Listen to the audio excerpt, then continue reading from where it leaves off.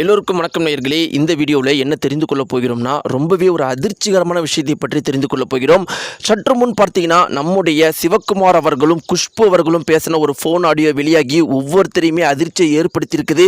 இருவரும் இந்த அளவுக்கு மோசமாக பயங்கரமாக பேசிக்கிறதுக்கு என்ன காரணம், என்ன நடந்துச்சு, முதல்ல சிவகுமார் அவர்கள் என்ன சொல்லியிருக்காரு அந்த ஃபோன் ஆடியோவில், குஷ்பு அவர்கள் என்ன பண்ணியிருக்கிறாங்க அப்படிங்கிற பல அதிர்ச்சிகரமான தகவலை பற்றி நம்ம தெரிந்து கொள்ளப் போகிறோம். நேயர்களே, இந்த ஒரு குறிப்பிட்ட விஷயம் மிக பெரும் அளவுக்கு பரபரப்பை ஏற்படுத்தி இருக்குது.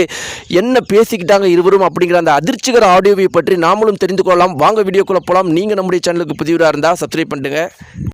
நேயர்களே, இவங்க இருவருக்கும் இந்த சண்டை ஏற்படுறதுக்கும் இவங்க இருவருக்கும் இந்த ஃபோன் பேசுறதுக்குமான காரணம் என்ன அப்படிங்கிறத முதல்ல நம்ம தெரிஞ்சுக்கிட்டா என்ன நடந்துச்சு அப்படிங்கிறத ரொம்பவே தெளிவாக புரிந்து கொள்ளலாம்.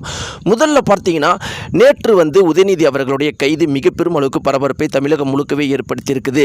அதற்கும் மேலே ஒரு பரபரப்பு அதற்கு முன்னாடி உதயநிதி அவர்கள் பண்ண விஷயத்தினால ஏற்பட்டு இருந்துச்சு. அதை பரபரப்பு அப்படின்னு சொல்கிறத விட தமிழக பெண்கள் ஒவ்வொருத்தருமே மிக பெரும் அளவுக்கு மன உளைச்சலை ஏற்படுத்தின, மிக பெரும் அளவுக்கு கோபத்தை ஏற்படுத்தின ஒரு விஷயத்தை உதயநிதி அவர்கள் பண்ணியிருந்தாங்க.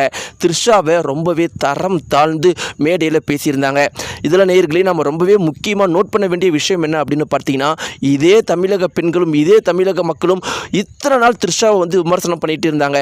1000 தான் இருந்தாலும் நீ முதல்வர் விஜயும் மற்றும் சங்கீதாவையும் பிரிச்சுட்டல, நல்லா இருந்த குடும்பத்தை இப்படி பிரிச்சுட்டேன்னு த்ரிஷாவை விமர்சனம் பண்ண இதே தமிழக மக்கள் இன்னைக்கு பார்த்தீங்கன்னா த்ரிஷாவை தரம் தாழ்ந்து பொது மேடையில் கேவலமாக விமர்சனம் பண்ண உடனே அனைவரும் இன்னைக்கு த்ரிஷாவுக்கு ஆதரவாக இருக்கிறாங்க.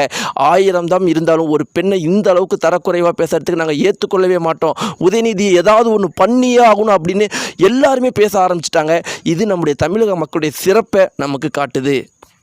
இப்படி இருக்கும்போது நேயர்களே, இன்னொரு புறம் பார்த்தீங்கன்னா அனைத்து அரசியல் விமர்சகர்களுமே இன்றைக்கி உதயநிதி அவர்களை விமர்சனம் பண்ணிட்டு இருக்கிறாங்க.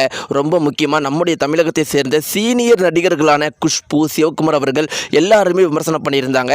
ஏற்கனவே குஷ்பு அவர்கள் என்ன சொல்லியிருந்தாங்க அப்படின்னு பார்த்தீங்கன்னா, என்னங்க இது ஒரு பேச்சு, இத்தனை வருஷ கால திமுக அவர்கள் இந்த தமிழக மக்களை கேவலமாக பேசிகிட்டு இருந்தாங்க, இன்றைக்கி அதே விஷயத்தை தானே உதயநிதியும் பண்ணுறாங்க, இதெல்லாம் எங்களுக்கு ஆச்சரியமா இல்லை, அதற்காக நீங்கள் ஒரு பெண்ணை பொது மேடையில் இவ்வளோ தூரம் தரக்குறைவாக பேசுவீங்க அப்படிங்கிறத நாங்களாம் எதிர்பார்க்க கூட கிடையாது, இதை நாங்கள் ஏற்றுக்கவே மாட்டோம், இதுக்கு ஒரு தீர்வு வந்தே ஆகணும், இதற்கான உரிய தண்டனையை கொடுத்தே ஆகணும் அப்படின்னு ஒரு புறம் குஷ்பு அவர்கள் பேசியிருந்தாங்க.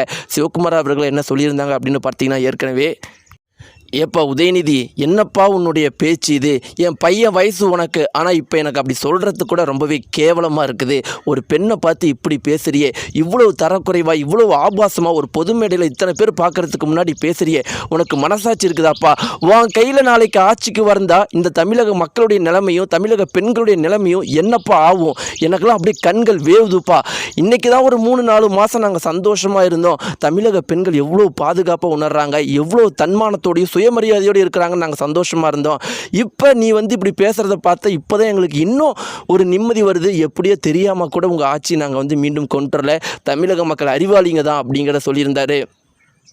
இப்படி இருக்கும்போது தானே இருக்கலே, இப்போ சிவகுமாரும் குஷ்புவும் பேசுகிற ஒரு ஃபோன் ஆடியோ வெளியாகி இருக்குது. இருவரும் நல்ல நண்பர்கள்.